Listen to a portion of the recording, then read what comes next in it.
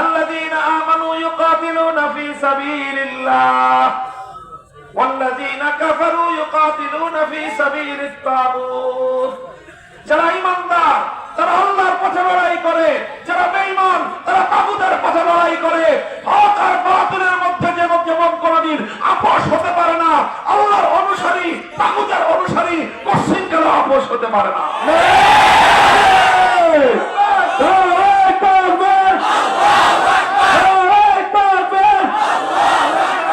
ইসলামের শত্রুরা, ইসলামের শত্রুরা, ভারতের দলালেরা, ভারতের দলালেরা,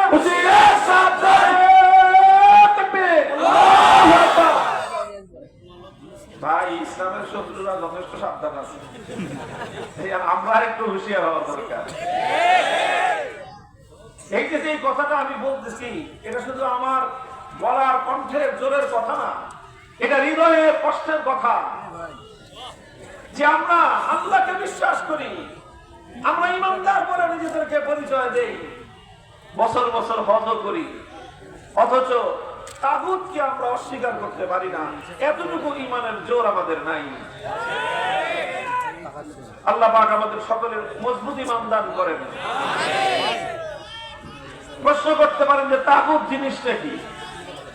যে আল্লাহর উপর বিশ্বাস আর তাগুতের উপর বিশ্বাস একত্রিত হতে পারে না কেন? এই কেনর জবাব বুঝতে হলে আপনাকে তাগুতের পরিচয় জানতে হবে, তাগুতের ডেফিনিশন বুঝতে হবে। মা হুয়া তাগুত, মা মানা তাগুত। মুহতারাম হাজিরিন, কোরআনে পাকের মধ্যে আল্লাহ পাক রব্বুল আলামিন এই তাগুত শব্দটা অসংখ্যবার ব্যবহার করেছেন, প্রয়োগ করেছেন। এই জন্য কাদিমান ওয়া হাদিসান, সর্বযুগে যারা আল্লাহর কোরআন নিয়ে ব্যাখ্যা করেছেন, তাফসীর করেছেন, তারা সকলেই তাগুতের পরিচয় তুলে ধরেছেন। আমি সকল মুফাসসিরিনদের সকল আলোচনার জিস্ট এবং সার সংক্ষেপটা যদি সহজ ভাষায়, আমাদের ভাষায় যদি আমি বলতে চাই, তাহলে এভাবে বলা যায়। প্রথমে আগে একটা কথা বুঝেন, তারপরে তাগুতটা বুঝতে পারবেন। গায়রুল্লাহ বুঝেন আপনারা? গায়রুল্লাহ, হ্যাঁ গায়রুল্লাহ বুঝেন? কারা কারা বুঝেন হাত তুলেন তো। ওই যে কোনার দিক থেকে হাত আওয়াজ পরে উঠে, তার মানে ওখানে আওয়াজ পৌঁছতেছে না ঠিক মতো। আপনার মাইকের লোকেরা একটু খবর নেন, ভাই ওই কোনায় কেন আওয়াজ পৌঁছতেছে না। আপনার ধৈর্য ধরেন, একটু ধৈর্য ধরেন, কোন আওয়াজ করবেন না, সাউন্ড করবেন না, আমরা চেষ্টা করতেছি। তবে গায়রুল্লাহ কাকে বলে? গায়রুল্লাহ চিনেন? এই মহাবিশ্বের মধ্যে আল্লাহ ছাড়া বাকি যা আছে সব কি? চিৎকার করে বলেন, আল্লাহ ছাড়া যা আছে সব। একদিকে আল্লাহ আর একদিকে গায়রুল্লাহ, কথা ঠিক?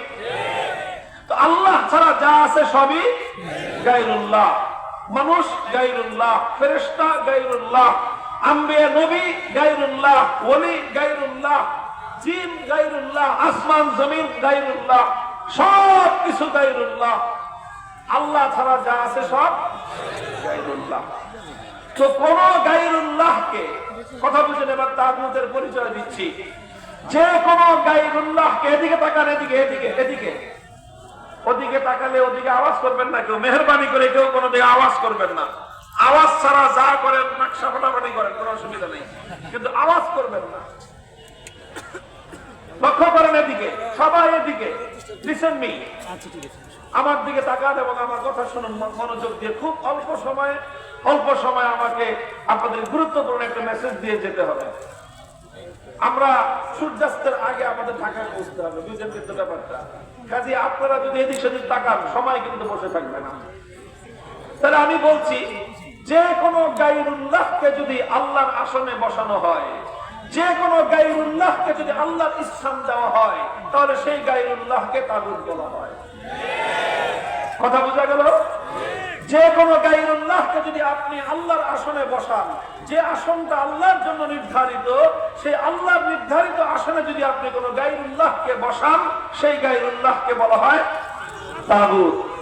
যেরকম স্পষ্ট দৃষ্টান্ত যদি আমি বোঝাই, এই মহাবিশ্বের মধ্যে ইবাদতের একমাত্র উপযুক্ত কে? সুতরাং ইবাদত পাবেন একমাত্র, ইবাদতের মালিক একমাত্র। তো যে ইবাদত একমাত্র জন্য হওয়ার কথা। ইবাদতের মালিক যে একমাত্র আল্লাহ, আল্লাহ ছাড়া যদি অন্য কারো ইবাদত করা হয় তাহলে যার জন্য, যেই গায়রুল্লাহর জন্য ইবাদত করা হবে সেই গায়রুল্লাহকে বলা হবে তাগুত। সে যুগে মানুষ লাত, মানাত, উজ্জা, হুবালের পূজা করত, আল্লাহকে বাদ দিয়ে লাতকে সিজদা দিত, আল্লাহকে বাদ দিয়ে হুবালকে সিজদা করত, আল্লাহকে বাদ দিয়ে মানাত এবং উজ্জাকে পূজা করত, আল্লাহকে বাদ দিয়ে যেই দেবতার পূজা করা হতো সেই দেবতাকে বলা হতো তাগুত। বর্তমান পৃথিবীতে এমন কোন দেবতা কি আছে মানুষ যার পূজা করে? আছে? দুর্গাকে মানুষ পূজা করে, সরস্বতী, কালী, এই সকল দেবতাকে মানুষ পূজা করে। তাহলে এই সকল দুর্গা, সরস্বতী, কালী দেবতা এগুলো আল্লাহ না গায়রুল্লাহ? তো যদি গায়রুল্লাহকে আল্লাহর আসনে বসানো হয়, ইবাদতের মালিক একমাত্র কে? তো আল্লাহকে ইবাদত না করে যদি কেউ দুর্গার ইবাদত করে তাহলে দুর্গাকে বলা হয় তাগুত। কোন মানুষ যদি কোন তাগুতের ইবাদত করে, কোন মানুষ যদি দুর্গার পূজা করে আর 5 ওয়াক্ত নামাজ পড়ে, ইমানদার না বেঈমান? কোন মানুষ যদি কালী অথবা সরস্বতীর পূজা করে, প্রতি বছর হজ করে, ইমানদার না বেঈমান? তাকে বলা হবে আলহাজ বেঈমান। কথা বলেন ঠিক না বেঠিক? আমাদের দেশে অনেক মানুষ মনে করে যে হজ করছে তো ইমানদার পাক্কা হয়ে গেছে। আরে বেটা, আবু জাহাল তোমার চেয়ে বহু বেশি হজ করছে। যে বছর মুহাম্মদুর রাসূলুল্লাহ সাল্লাল্লাহু আলাইহি ওয়াসাল্লামের সাথে যুদ্ধ করে সে বদরের যুদ্ধের ময়দানে ধ্বংস হয়েছে, সে তার আগের বছরও জিলহজ মাসে সে হজ করেছে। কাজেই গায়রুল্লাহকে যদি কেউ আল্লাহর জায়গায় বসায়, সে আর যাই কিছু ইমানদার হতে পারে না। তাহলে একজন মানুষ যদি আল্লাহকে বাদ দিয়ে কোন গায়রুল্লাহর পূজা করে, আল্লাহকে বাদ দিয়ে কোন গায়রুল্লাহর ইবাদত করে, সে ইমানদার হতে পারে না, সে তাগুতের পূজারী। ভাই এবার বুঝেন, ইবাদতের একমাত্র উপযুক্ত কে?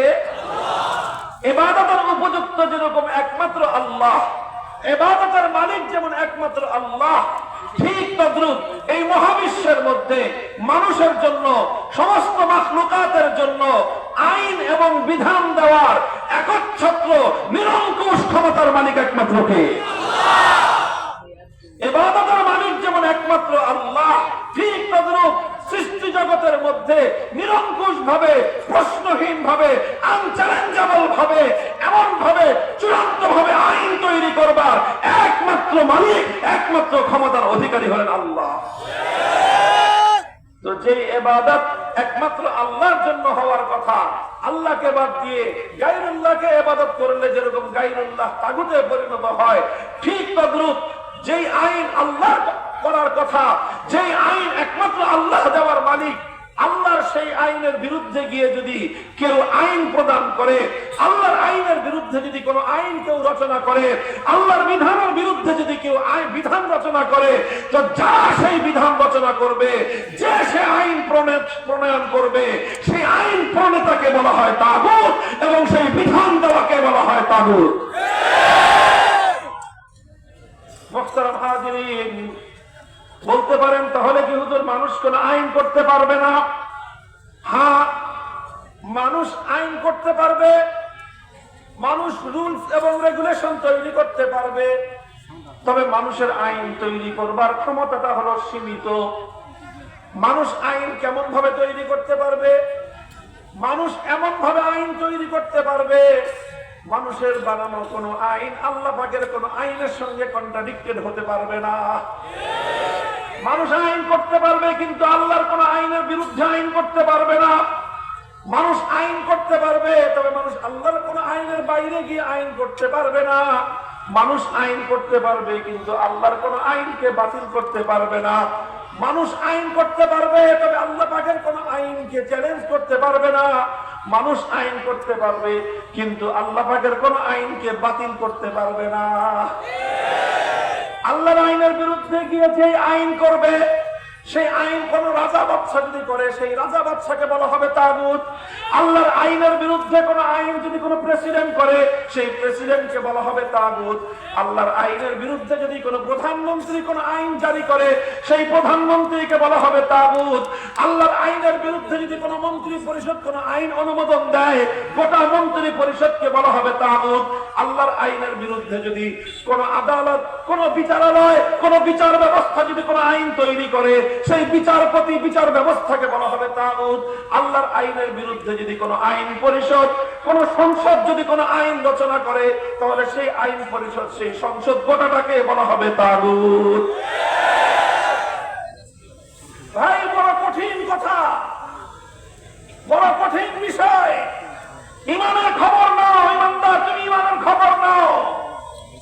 5 ওয়াক্ত নামাজ পড়ে প্রতিদিন, কয়েকশ 5 ওয়াক্ত নামাজ পড়ে, তাহাজ্জুদ পড়ে, আবার সকালবেলা চাষতের নামাজ, সন্ধ্যাবেলা আওয়াবিনের নামাজ সব পড়ে, শুধু প্রতিদিন 5 মিনিটের জন্য দুর্গায় পূজা করে। বলেন ইমানদার না বেঈমান? সন্দেহ আছে কোন? আচ্ছা, 1 মিনিট যদি দুর্গার সামনে মাথা নত করে, ইমানদার না বেঈমান? তোমাকে শুধুমাত্র এক আল্লাহর উপর বিশ্বাসী হলেই হতে হবে, হলেই চলবে না, সমস্ত গায়রুল্লাহকে ইবাদতের জায়গায় অস্বীকার করতে হবে।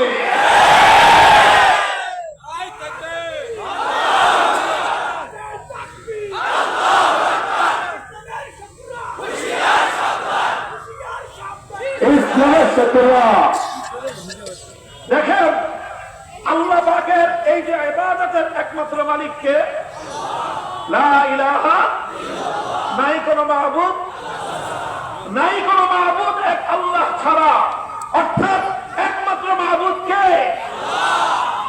আল্লাহর জন্য তুমি 23 ঘন্টা 55 মিনিট তুমি আল্লাহর ইবাদত করলা, 5 মিনিট যদি তুমি গায়রুল্লাহর ইবাদত করো, তাহলে তুমি লা ইলাহা ইল্লাল্লাহকে বিশ্বাস করলে না, তুমি ঈমানদার হতে পারো না।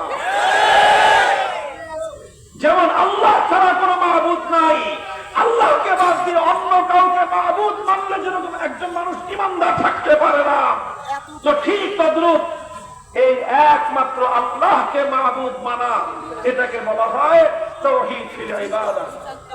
এটাকে কি বলা হয়? ইবাদতের একত্ববাদ। এটাকে বলা হয়, বলেন, কথা বলেন, এটাকে বলা হয় ইবাদতের একত্ববাদ। মুমিন হতে হলে ইবাদতের একত্ববাদকে যেরকম মানতে হয়, ঠিক তদ্রূপ আরেকটা একত্ববাদ আছে, সেই একত্ববাদকে বলা হয় তাওহীদ ফিল হাকিমিয়াহ, অর্থাৎ আইন তৈরি করবার ক্ষেত্রেও আমার আল্লাহর একত্ববাদকে বিশ্বাস করতে হবে।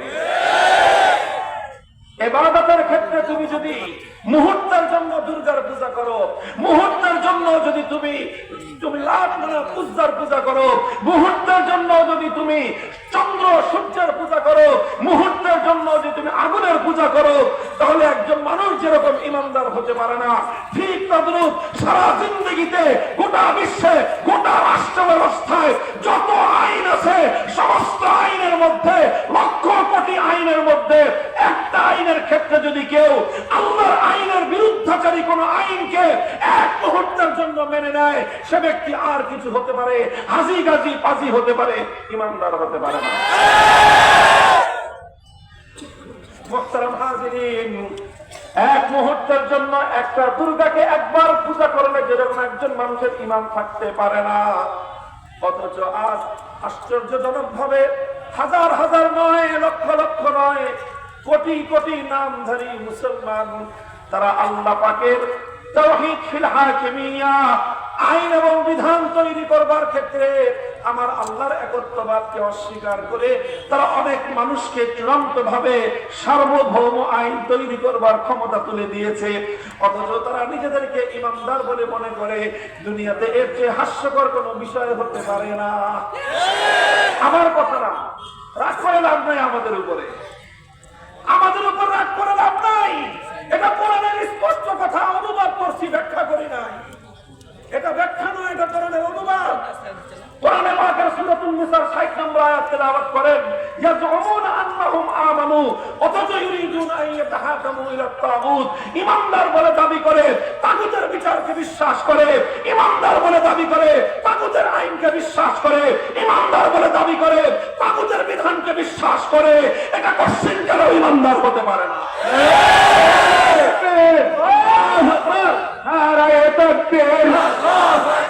আমিনুল হক এগিয়ে চলো, আমিনুল হক এগিয়ে চলো।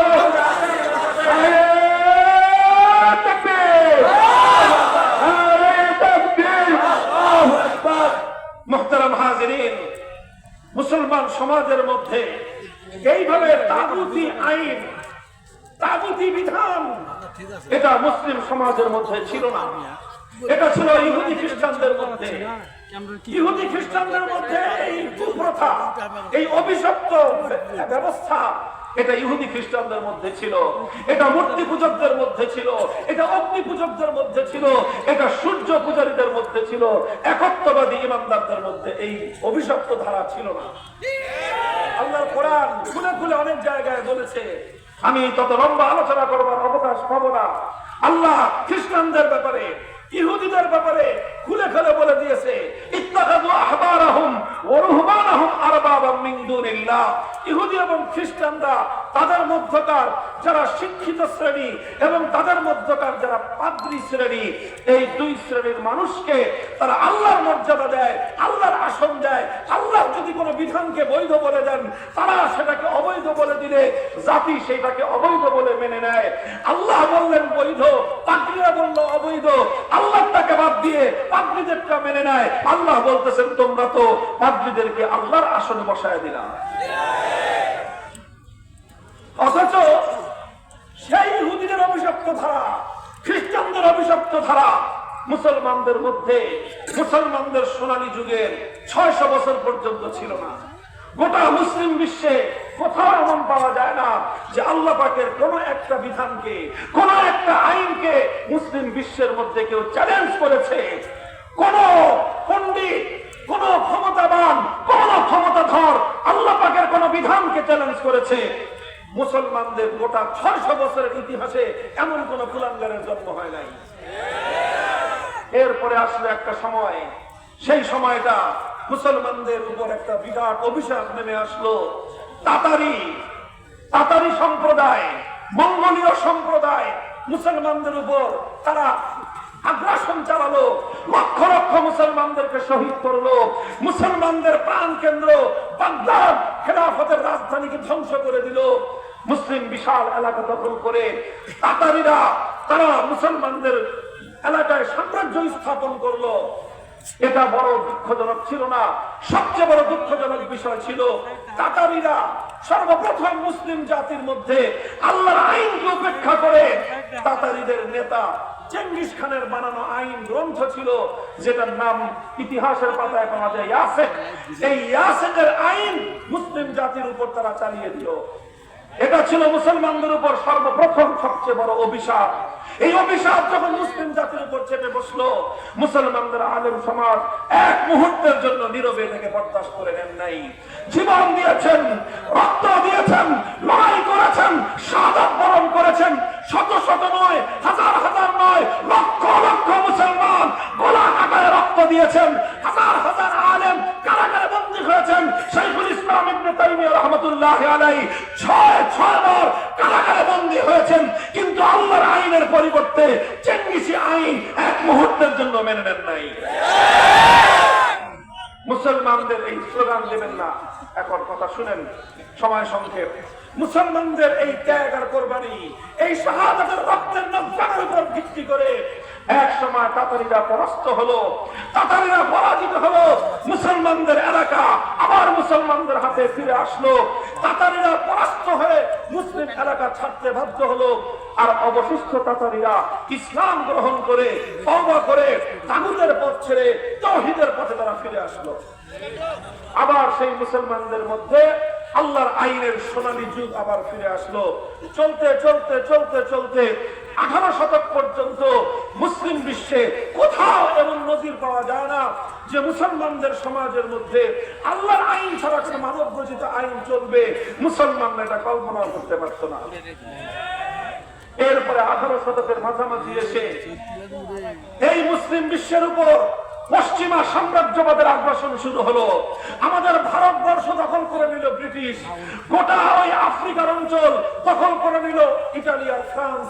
এই ইতালি, ফ্রান্স আর ব্রিটিশ সাম্রাজ্যবাদের এই সময়ে তারা সবচেয়ে জঘন্য যে কাজটা করেছে সেটা হলো মুসলিম সমাজ থেকে আল্লাহর আইনকে উৎখাত করে দিয়ে ব্রিটিশ তার প্রবর্তিত নিজস্ব আইন দিয়ে সমাজকে শাসন করেছে।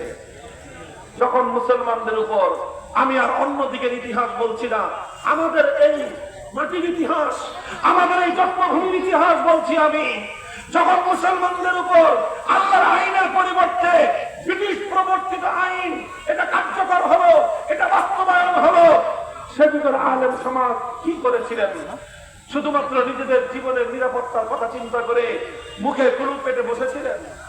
সে যুগের আলেমরা শুধুমাত্র নিজেদের জীবনের ভয় করে তারা নিজেরা নিজেদের নিরাপত্তার কথা চিন্তা করে চুপ করেছিলেন? ইতিহাসের পাতা উল্টান।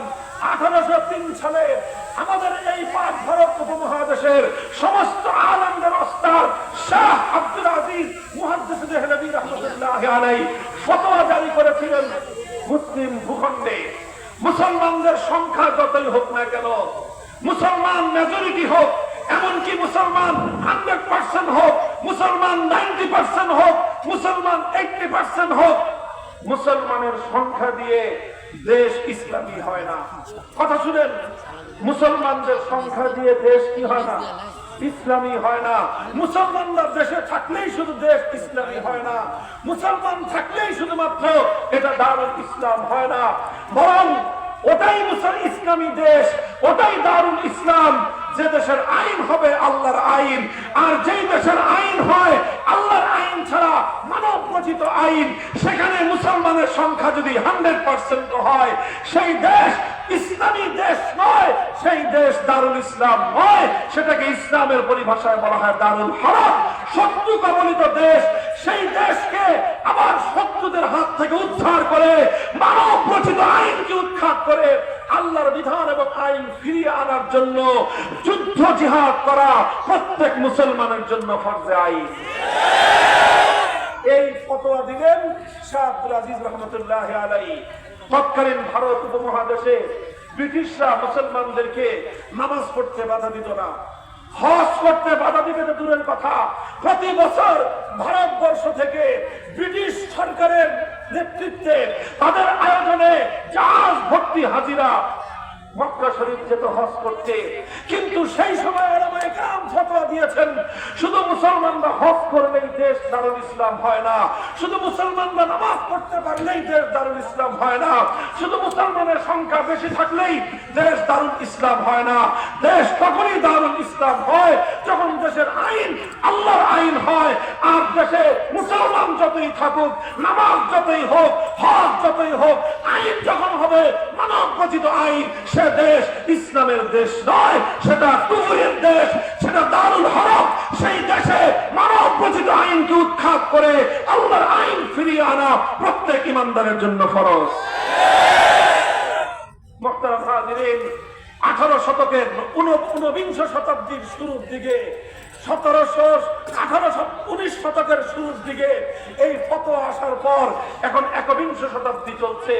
18 শতক, 19 শতক গেল, 20 শতক গেল, 21 শতকের এখন 24 বছর চলছে। 250 বছর আগের দেওয়া এই ফতোয়াকে আজও পর্যন্ত এই পাক ভারত উপমহাদেশ নয়, গোটা বিশ্বের কোন আলেম চ্যালেঞ্জ করে বলেন নাই যে এই ফতোয়া ভুল। সুতরাং আজও সেই ফতোয়া এই উপমহাদেশের মুসলমানদের উপর কার্যকর রয়েছে। আর সেই ফতোয়া হলো এই দারুল হারবকে অমুসলিমদের আইনের দ্বারা পরিচালিত, ব্রিটিশ আইনে পরিচালিত এই দেশটাকে আবার আল্লাহর কোরআনের আইনের দিকে ফিরিয়ে আনবার জন্য যা করতে হয়, লড়াই করতে হলে লড়াই, যুদ্ধ করতে হলে যুদ্ধ, জীবন দিতে হলে জীবন দেওয়া মুসলমানদের জন্য।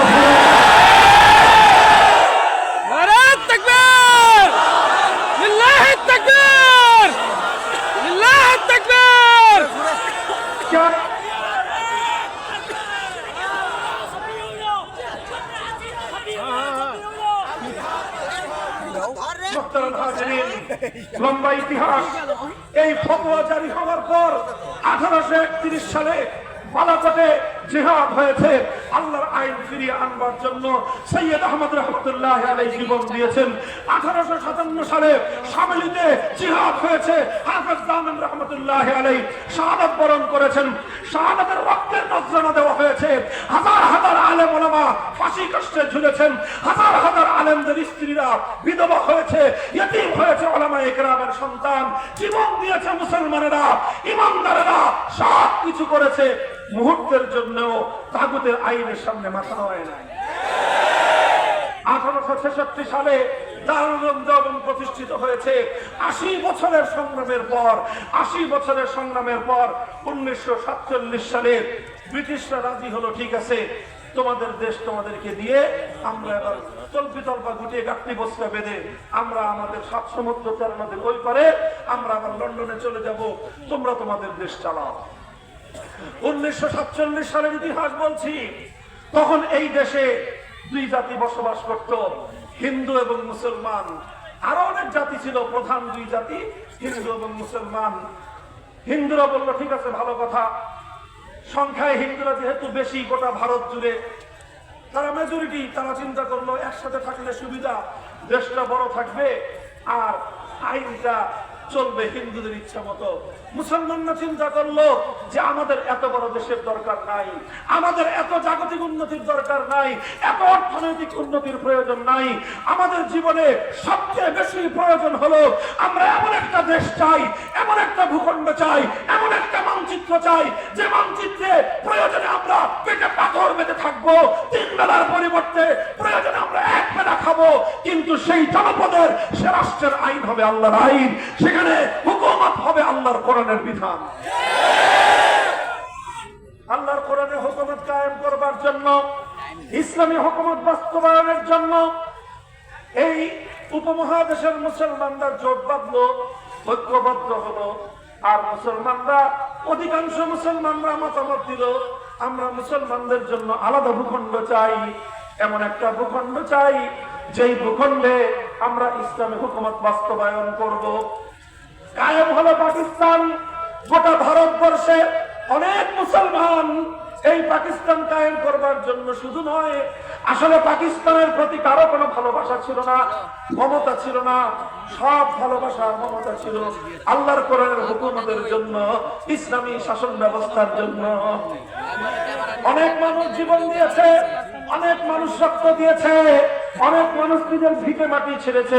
হাজার হাজার লক্ষ লক্ষ মানুষ নিজের বাপ দাদার ভিটে ছেড়ে অন্য দেশে হিজরত করেছে, অন্য দেশে চলে গিয়েছে।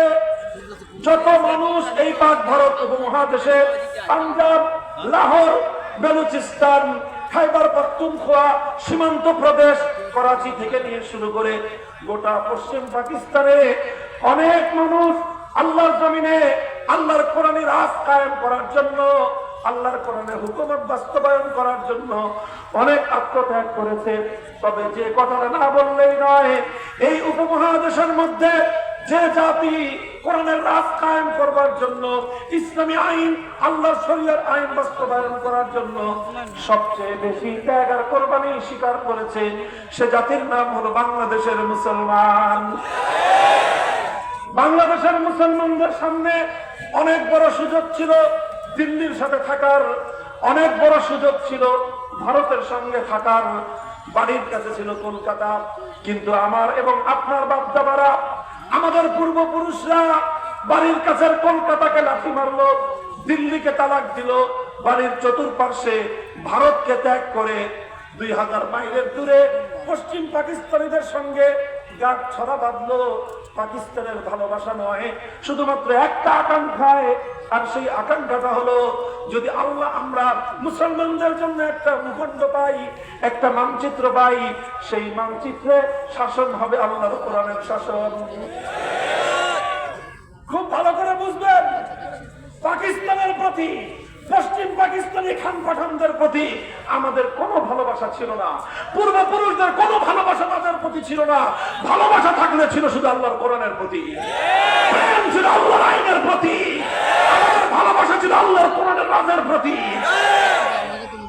রাষ্ট্র হলো 47 সালে মুসলমানদের জন্য আলাদা ভূখণ্ড কায়েম হওয়ার পর দেশের আলেম সমাজ পাকিস্তানের শাসক গোষ্ঠীকে বলল, এই তো মুসলমানদের জন্য রাষ্ট্র হয়েছে, এবার আপনারা ইসলামী শাসন কায়েম করেন ইসলামী শাসন।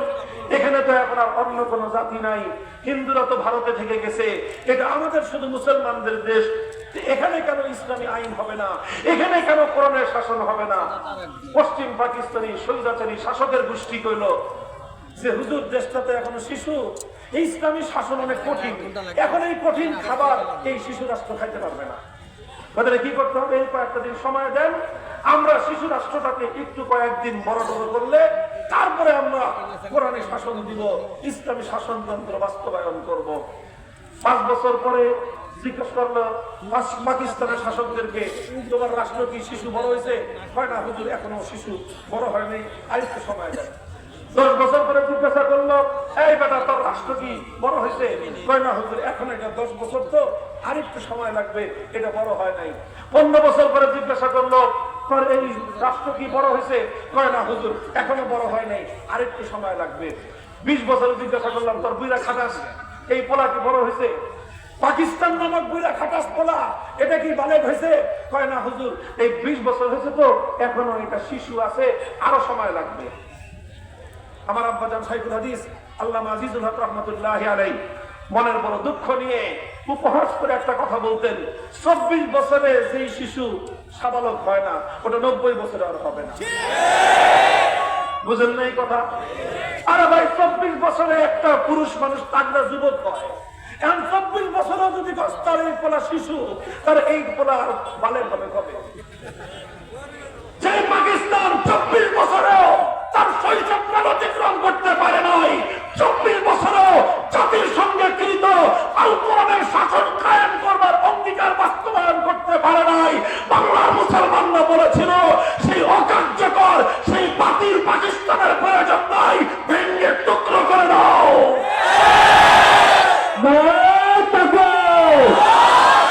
তোমার দেশ আমার দেশ, মামুনুল হক এগিয়ে চলুন, আল্লামা মামুনুল হক জিন্দাবাদ জিন্দাবাদ।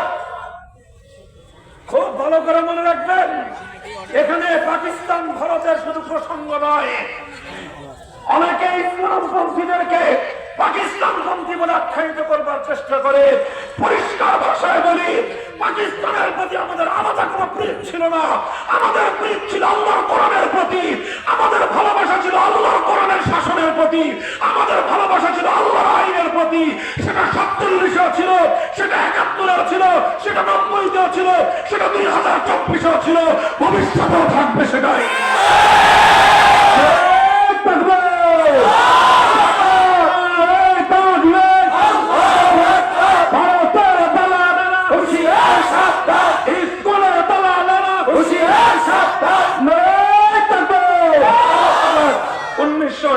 সালে বাংলাদেশ এই গোটা দেশে একটা নির্বাচন আসলো, সেই নির্বাচনের সময় বাংলাদেশের মুসলমানদের সেন্টিমেন্টকে নিজের পক্ষে নেওয়ার জন্য এই অঞ্চলের একজন মুসলিম নেতা, যিনি 47 সালের সময় মুসলিম লীগ করেছিলেন, জাতির সঙ্গে ওয়াদা করেছিলেন যদি পাকিস্তান হয় কোরআনের শাসন হবে, সেই নেতার নাম শেখ মুজিবুর রহমান সাহেব।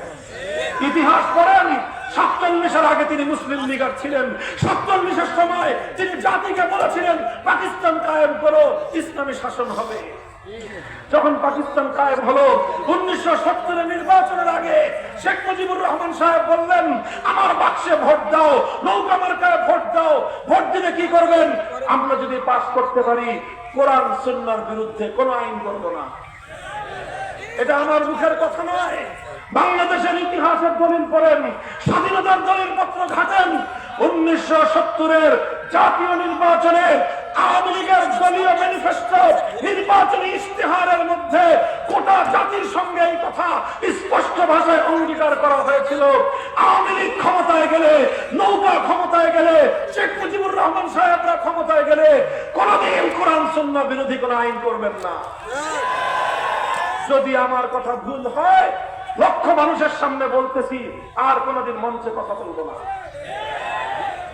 এই অঙ্গীকার করার পর এ জাতি নৌকা মার্কায় সিল মারলো। কেমন সিল মারলো? যে নিরঙ্কুশ সংখ্যাগরিষ্ঠতা তারা পেয়ে গেল। বিজয়ী হলো পশ্চিম পাকিস্তানি স্বৈরাচারীরা। ক্ষমতা হস্তান্তর না করে 25শে মার্চ 71 সালে আমাদের উপর হামলা করলো। 26শে মার্চ কালুরঘাট থেকে স্বাধীনতার ঘোষণা হলো। 16ই ডিসেম্বর বাংলাদেশ স্বাধীন হলো। 9 মাস পশ্চিম পাকিস্তানিদের মেহমানখানায় কারাগারের মধ্যে শেখ মুজিবুর রহমান সাহেব বন্দী থাকলেন, আপ্যায়িত হলেন। এরপরে সেখান থেকে তিনি মুক্তি পেয়ে সোজা বাংলাদেশে নয়, গেলেন লন্ডনে। দেখা হলো শ্রীমতী ইন্দিরা গান্ধীর সঙ্গে। ভারতের প্রধানমন্ত্রী ইন্দিরা গান্ধী শেখ মুজিবুর রহমান সাহেব বাংলাদেশে আসার আগে তার পকেটের মধ্যে একটা চিরকুট ধরায় দিলেন। চিরকুট ধরায় দিয়ে বললেন যে তুমি বাংলাদেশে যাচ্ছ, তোমার দেশ কিভাবে চলবে, তোমার দেশের সংবিধান কিভাবে হবে, আমরা যেভাবে বলে দেই তুমি সেভাবে সংবিধান করবা। তোমার সংবিধান বাংলাদেশের মতো হবে না, তোমার সংবিধান হবে ভারতের সংবিধানের মূলনীতিতে। ভারতের সংবিধানের 4টা মূলনীতি: জাতীয়তাবাদ, ধর্মনিরপেক্ষতাবাদ, গণতন্ত্র, সমাজতন্ত্র। ভারতের সেই সংবিধানকে নকল করে শেখ মুজিবুর রহমান সাহেব 72 সালে বাংলাদেশের জনগণের সঙ্গে 70-এর জাতীয় নির্বাচনের ওয়াদার সঙ্গে গাদ্দারি আর বিশ্বাসঘাতকতা করে ধর্মনিরপেক্ষতার ভিত্তিতে সংবিধান রচনা করে 71-এর চেতনাকে হত্যা করলেন।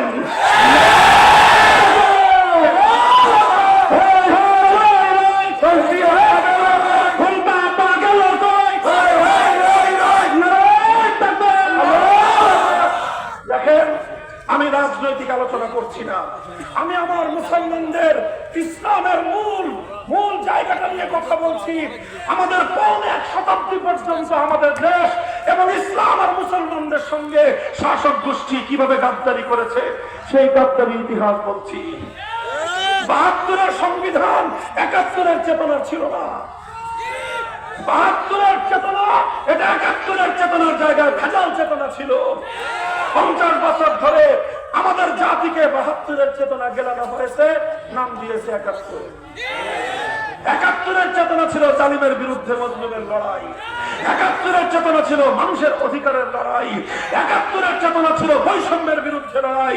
71-এর চেতনা ছিল জুলুম আর বৈষম্যহীন ইনসাফপূর্ণ এক বাংলাদেশ। 72-এর চেতনা ছিল কুফরি বাংলাদেশের সংবিধান। 72-এর চেতনা ছিল ভারতের তাবেদারি সংবিধান। 72-এর চেতনা ছিল বাংলাদেশকে ভারতের সেবাদাস গোলাম বানানোর সংবিধান।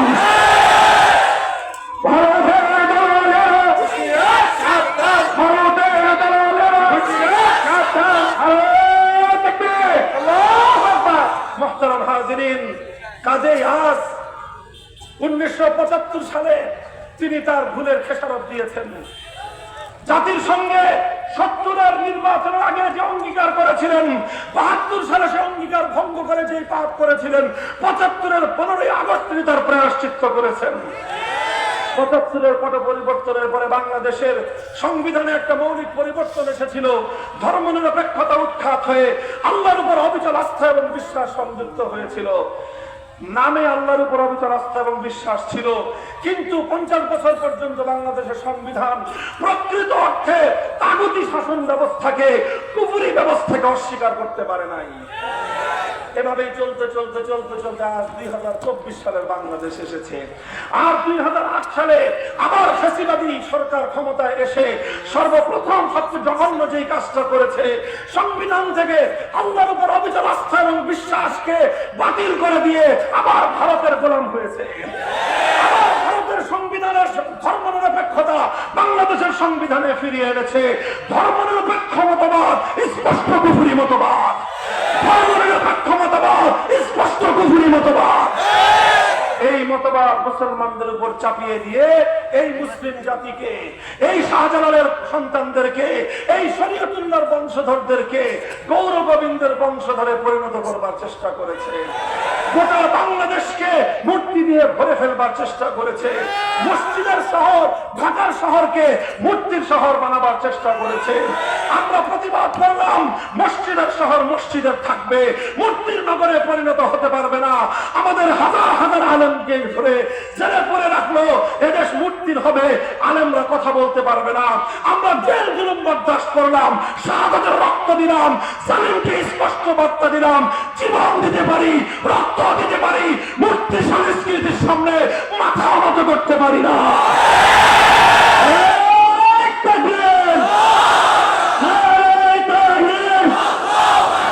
ইসলামের দুশ্মনেরা, ভারতের দালালেরা, ভারতের দালালেরা, এই নরেন্দ্র মোদী সরকার 1992 সালের 6 ডিসেম্বর, আজকে কয় তারিখ? বলেন কয় তারিখ? 6 ডিসেম্বর এই ভারত উপমহাদেশের মুসলমানদের হৃদয়ে রক্ত ঝরানোর দিন, এই দিন বাবরি মসজিদের শাহাদাতের দিন। 1992 সালের 6 ডিসেম্বর 500 বছরের প্রাচীন বাদশাহ বাবরের নির্মিত বাবরি মসজিদকে শহীদ করেছিল নরেন্দ্র মোদী। নরেন্দ্র মোদীর নেতৃত্বে গুজরাটে হাজার হাজার মুসলমানদেরকে জবাই করে হত্যা করা হয়েছে। নরঘাতক নরেন্দ্র মোদী মুসলমানদের রক্ত দিয়ে হোলি খেলে আজ ভারতের ক্ষমতার মস্তদে বসেছে। বাংলাদেশ এই বাবরি মসজিদের বিরুদ্ধে সারা পৃথিবীকে একত্রিত করেছিল।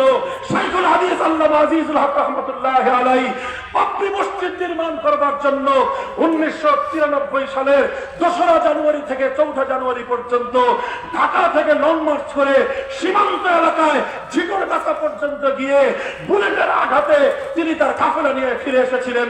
বাবরি মসজিদ নির্মাণের লড়াই শেষ হয়ে যায় নাই। আজ 6 ডিসেম্বর আমরা বলতে চাই, 1992 সালে বাবরি মসজিদ শহীদ করে হিন্দুত্ববাদের যে বিষ আগুন তোমরা গোটা ভারতবর্ষে ছড়িয়ে দিয়েছ, বাবরি মসজিদ শহীদ করে সেখানে জুডিশিয়াল কিলিং এর মাধ্যমে রাম মন্দির নির্মাণ করবার সিদ্ধান্ত দিয়েছ। আমরা ঘোষণা করছি একটা দিন আসবে আমরা আবার বাবরি মসজিদের জায়গায় বাবরি মসজিদ নির্মাণ করে আল্লাহ দরবারে সেজদা দিব।